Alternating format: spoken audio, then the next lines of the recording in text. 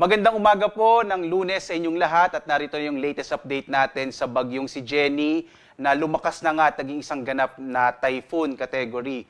At sa ngayon, ang huling lokasyon ng bagyong Jenny ay nasa 655 kilometers silangan ng Apari sa lalawigan ng Cagayan. Taglay niya ngayon yung pinakamalakas na hangin na 120 kilometers per hour. Kaya ngayon ay nasa typhoon category na siya. At pagbugso na sa 150 kilometers per hour. Ang pagkilos ho nito ay pahilagang kanluran sa bilis na 10 kilometers per hour. Para ma-imagine ho natin kung ano ibig sabihin ng 120 kilometers per hour, kung sakaling ito ay tatama sa lupa hanggang signal number 4, yung itataas natin na tropical cyclone signal. At sa ngayon naman, base sa pinakahuling track natin, na hindi pa naman natin ito inaasahang tatama sa anumang direktang epekto o tatama yung mata nito sa anumang bahagi ng ating bansa. Patuloy pa rin yung pag-iral ng southwest monsoon at ito magdadala ho, itong hangin habagat na magdadala ng mga pag-ulan, partikular na sa may kanlurang bahagi ng Southern Luzon, gayon din dito sa may bahagi ng Visayas at Zamboanga Peninsula. Sa lalabing bahagi ho ng ating bansa, inaasahan natin yung mga isolated rain showers and thunderstorms. Narito ho yung ating latest track ng bagyong si Jenny. Makikita ho natin sa ating track.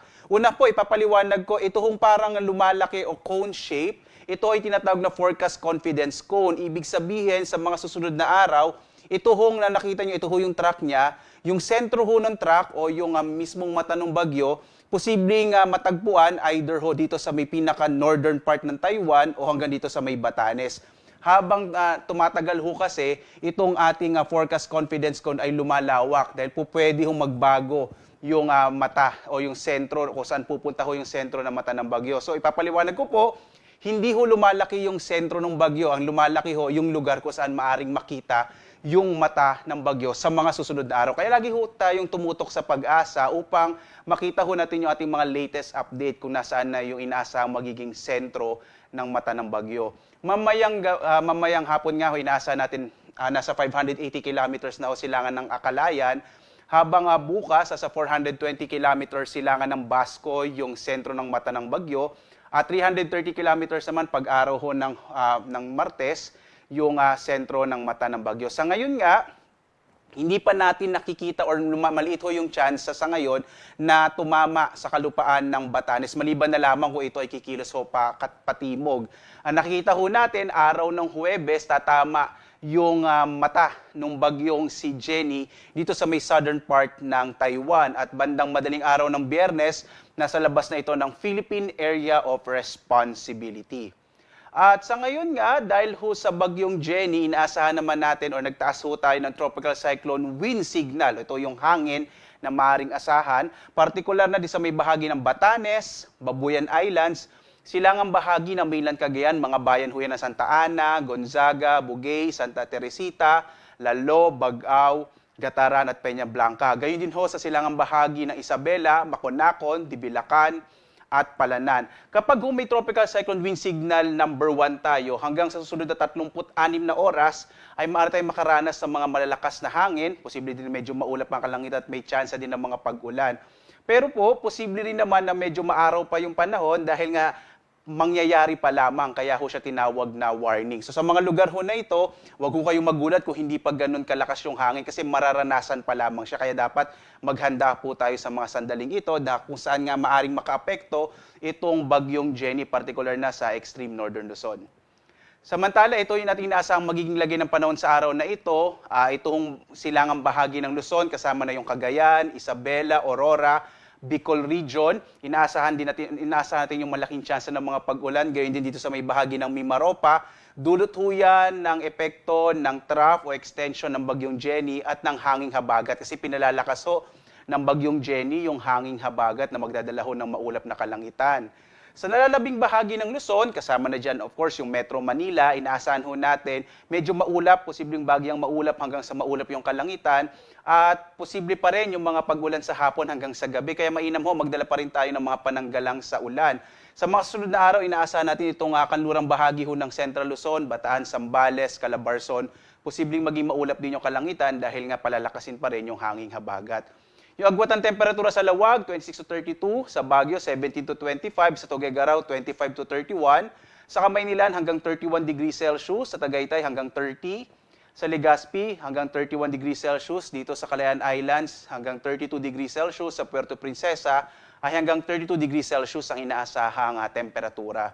Samantala, dito tayo sa bahagi ng Kabisayaan, malaking bahagi ng Visayas ay makararanas ng maulap na kalangitan at malaking tsansa ng mga pag-ulan, dulot nga rin ho yan ng hanging habagat at yung extension na rin o trough ng bagyong si Jenny. Agwat ang temperatura sa Iloilo ay mula 25 to 32, sa Cebu ay 26 to 32, habang sa Tacloban 27 to 33 degrees Celsius.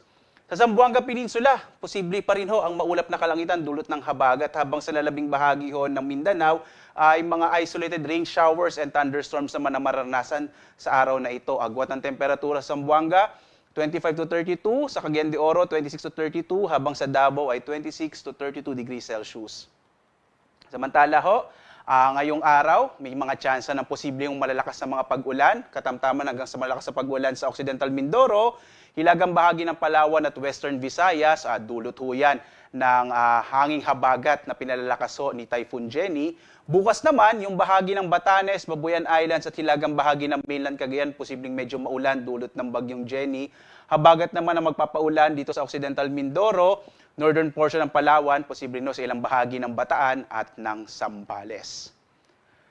At posible ho, dito sa mga lugar kung saan ho posibleng magkaroon ng malalakas sa mga pag-ulan, ang mga biglaang pagbaha at pagguho ng lupa, kaya iba yung pag-iingat ho, lalo na doon sa mga lugar na prone dito sa mga pagbaha, yung malaki yung tsansa ng mga pagbaha, lalo na kapag mga steep slope o masyadong matatarik ng mga lugar at saka medyo mabababang mga bahagi ng mga bayan o lalawigan na binanggit ho natin.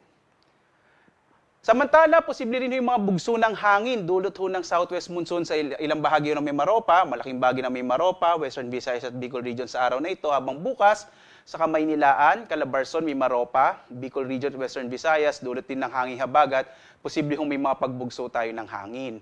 Nagtaas din ho tayo ng gale warning dito sa may Batanes at Babuyan Islands. Inaasahan kasi natin na magiging maaari yung karagatan habang papalapit itong bagyong Jenny. Papalapit ho dito sa may extreme northern Luzon.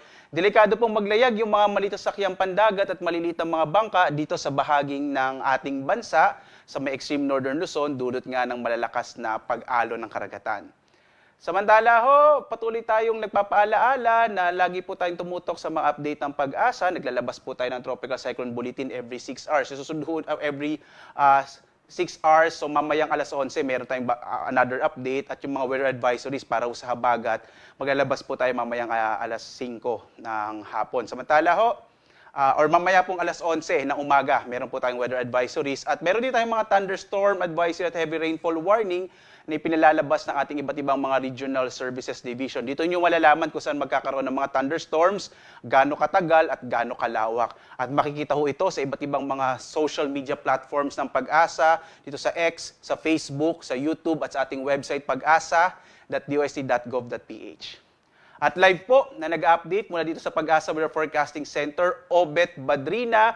Maraming salamat po. Maghanda po tayo lagi para sa ligtas na Pilipinas. Salamat po.